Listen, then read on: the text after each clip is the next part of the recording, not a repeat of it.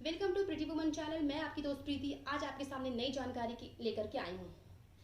पर जानकारी शुरू करने से पहले मैं आप लोगों को कुछ बात बता देना चाहती हूँ। पहली बात कि ये मेरा रेंटेड हाउस है और मैं यहाँ से बहुत जल्दी शिफ्ट होने वाली हूँ, जिसकी वजह से मैं यहाँ कुछ ज़्यादा पैसे खर्च नहीं करना चाहती हूँ। और इसीलिए मेरी वीडियो डेली नहीं आती, क्योंकि यहाँ सिर्फ 2 ही रूम है, कंफर्टेबल नहीं है, कभी यहाँ कभी वहाँ। जगह एक्चुअली कंफर्टेबल नहीं है, कभी कोई आ जाता है कभी कोई आ जाता है। अब रेंट वाले रूम में आपको पता क्या प्रॉब्लम है, इसलिए तो मैंने आपको ये वीडियो बनाना उचित समझा।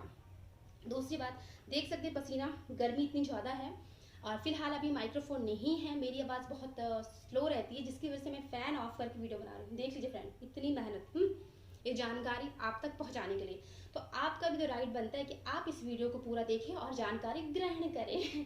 तो सो गाइस, अब मैं अपनी वीडियो स्टार्ट करती हूँ, अपनी जानकारी स्टार्ट करती हूँ।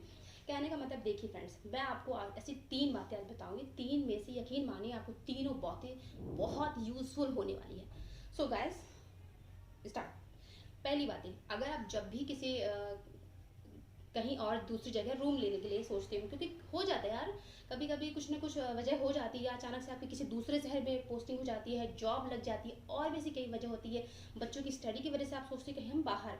कई दफ़ा होता है ना कि आप ज्वाइंट फैमिली में रह रहे होते हैं, तो आपको वहाँ कंफर्टेबल नहीं रहता है, तो आप सोचते हैं कि चलो मैं कहीं और किराए का मकान लेके अपने बच्चों की स्टडी को कंटिन्यू कर सकूंगी। ओके, और भी की ऐसी वजह रहती है कि आप बाहर रूम लेने का सोचते हैं, दूसरी जगह शिफ्ट होने का। तो मैं आपको बता देती हूँ, जब भी आप किराए का रूम लेने की सोच रहे हैं, तो सबसे पहले जिस घर में आप लेने की सोच रहे हैं, उस घर के ऑनर से स्पष्ट बात कर लीजिए प्यार से, कि कभी कभी होता है ना कि आप बच्चों की पढ़ाई में बिजी हो, बच्चों के एग्जाम चल रहे हो, या आपकी तबीयत खराब, आप आराम करो, और भी ऐसी कोई वजह रहती है।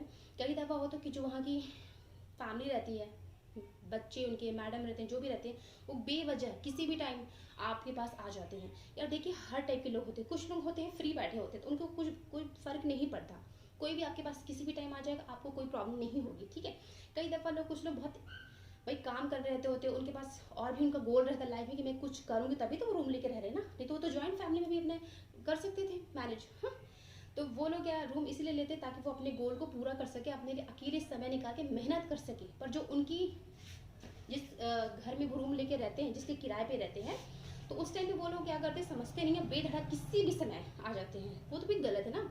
अब हम उनको बोल नहीं पाते हैं, कई वजह संकोच बस की, भैया उनके घर पे रह रहे हैं, भले आप किराया दे रहे हो, लेकिन आपको लगता है कि यार आप ये उनका घर है, आप नहीं बोल पाते हो। तो आप पहले स्पष्ट कीजिए कि मेम साहब, सर, जो भी हैं, कि आपको जब भी मेरे पास आना, आप इन्फॉर्म करके आइए।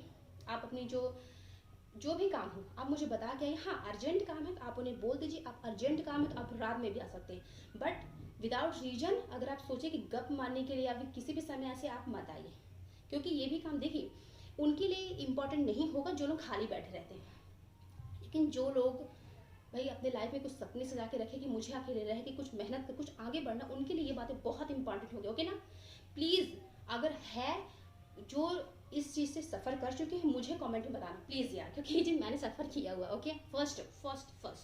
और दूसरी ये है कि जब भी आप किराए के मकान के में रहते हो, तो सबसे पहले आप अपनी मीटर को सेपरेट कीजिए, और मीटर को ज़रूर बीच बीच में चेक करते रहें।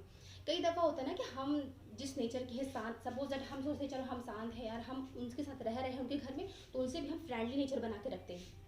हमें लगता है कि नहीं यार वो हमारी फैमिली जैसे, उन्होंने हमें रूम दिया हुआ है, तो हम उनसे एकदम से फैमिली की तरह बिहेव करने लगते हैं, ठीक है। लेकिन इतना जल्दी ट्रस्ट मत कीजिए, क्योंकि जैसा आप हो ना ऐसे दुनिया नहीं है, ठीक है ना।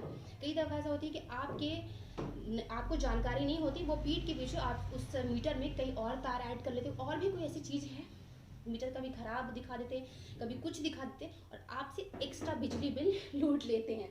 क्योंकि मेरे साथ ऐसा ही हुआ था, मतलब रूम का किराया ऑलरेडी 6,000 रुपये प्लस बिजली बिल, जबकि मैं अपने घर में उस वक्त एकदम ठंडा मौसम था, मेरा बच्चा भी छोटा था, मुझे कोई इतनी रिक्वायर नहीं थी बिजली बिल की। मैं यहाँ तक पानी भी गर्म करती थी तो गैस में कर लेती थी, ताकि मुझे बिजली बिल ज़्यादा पेड ना करना पड़े। और मतलब ना के बराबर मैंने बिजली यूज किया, और जिसका बिजली बिल मेरा सीधा 2 से 2,500 बनता था।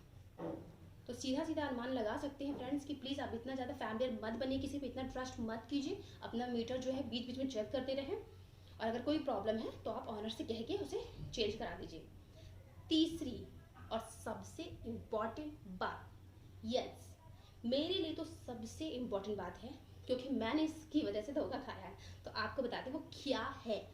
तीसरी बात फ्रेंड्स, अगर जब भी आप किराए के मकान में रहने की सोच रहे होते या रहते हैं तो एक बात का ध्यान रख लीजिए। एक बार मेरे साथ क्या हो, तो मेरा स्वभाव थोड़ा सा ऐसा है कि चलो ठीक है, मुझे कम टाइम के लिए रहना था, 1 से 1.5 साल के लिए, तो मैं क्या करती थी 2 से 3 महीने का किराया एक साथ दे देती थी ताकि मुझे नेक्स्ट टाइम के लिए मेरा टेंशन खत्म रहे। ठीक है, आप मत करना, कभी नहीं करना क्योंकि मैंने एक जगह में थी तो वो जो मैडम थी वो सर नहीं आते थे किराया लेने के लिए, मैम आती थी और वो किराया लेके गई। जब वो लेके जाती थी तब तो उनको बड़ा याद था, उनका दिमाग एकदम कंप्यूटर की तरह तेज था कि ठीक है हाँ हाँ 2 महीने का 3, क्योंकि पैसे लक्ष्मी आदि सबको खुशी होती है।